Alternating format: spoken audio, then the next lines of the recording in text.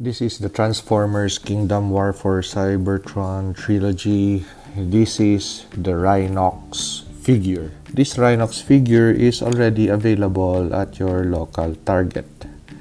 So, if you are watching this video and you are considering purchasing this figure, please hear me out first. Okay. So, objectively speaking, I purchased this figure yesterday, and of course before I make a video I would play with the figure first. So I've been trying to really understand the transformation procedure of this toy. So I've been back and forth with the alternate modes before I start to really do a procedural or instructional video of how to transform this figure in its two forms. Now, just for comparison purpose, we have the Optimus Primal figure. This is the Rhinox figure.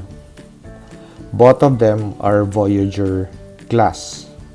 Both of them share the same price point of $29 to $30, and out of the store with tax this would cost something like $30 or $32.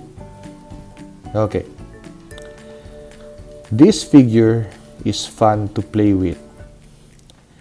Transformation is easy.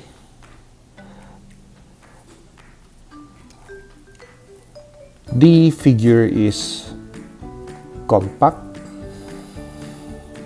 No gaping holes. The plastic feels nice and solid. And it's fun to play with and be part of your collection. On the other hand, this other guy, I've been trying to understand the transformation procedure for it, but I just couldn't wrap my head around the procedure itself. As you could see from just the robot mode, let's compare aesthetics of both figures. Primal, Rhinox. Front, he looks kind of good. Back,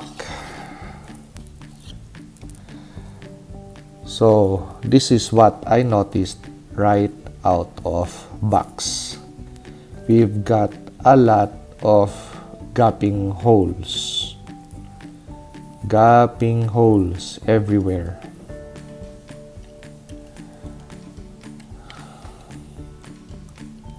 And even that piece over there,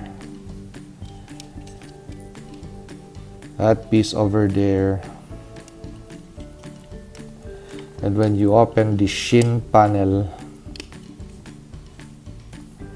this is what you get out of your purchase.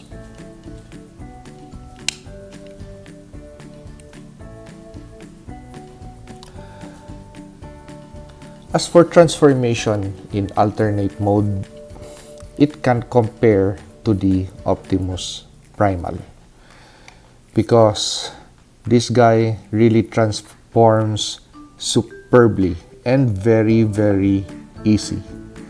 And the mode or the process of transformation will make you less frustrated as this guy. This figure really is a frustrating figure to transform. It would really raise your vital signs. So it's going to increase your heart rate, blood pressure, and you're going to really suffer from terrible migraines. Now, since yesterday, I've been trying to really figure out the simplest way possible to really film it without taking much time, so I could show you guys how this thing transforms between modes, but the clearances and the complication is just not fun. The easiest part in transformation would just be the upper part, but when you go towards the leg area, that's where hell begins. Let me explain. This area over here, you just do a bit of transformation like this,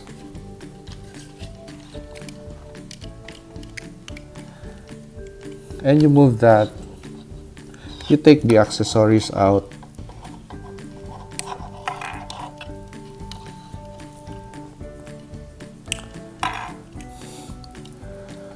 you move the shoulders up,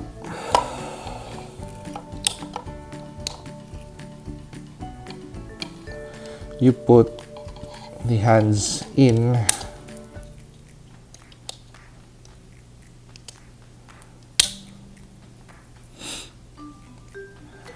and you collapse those pieces in there and these pieces in there.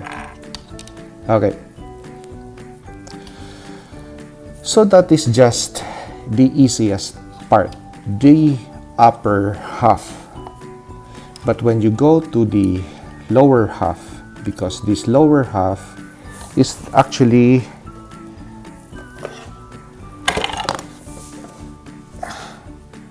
the 50% or the lower portion of the Rhinox figure or the rhinoceros figure,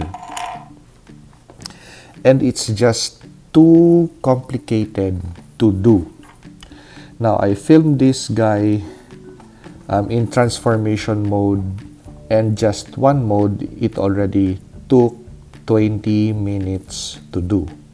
That was the least minute I could do when transforming this action figure, and I could not do less, because as much as possible I would like to really show the transformation process and not just go through the process of transforming this figure without showing you guys what is going on how to move this part and that part, how this peg fits in that hole, etc., etc. It's just impossible with this guy, on camera or off camera. So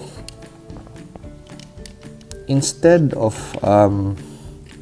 really doing a video to show you what this thing is all about, I'd rather just tell you and give you my word that it's just not worth purchasing this figure. So if you see this, and of course you'd really gravitate towards newly released figures thinking that it's going to be good, but this is a figure that you should be avoiding at all cost. So just take my word for it when I tell you that it's just, this toy is just not worth it. So this is the end of this review, and I hope you find it helpful.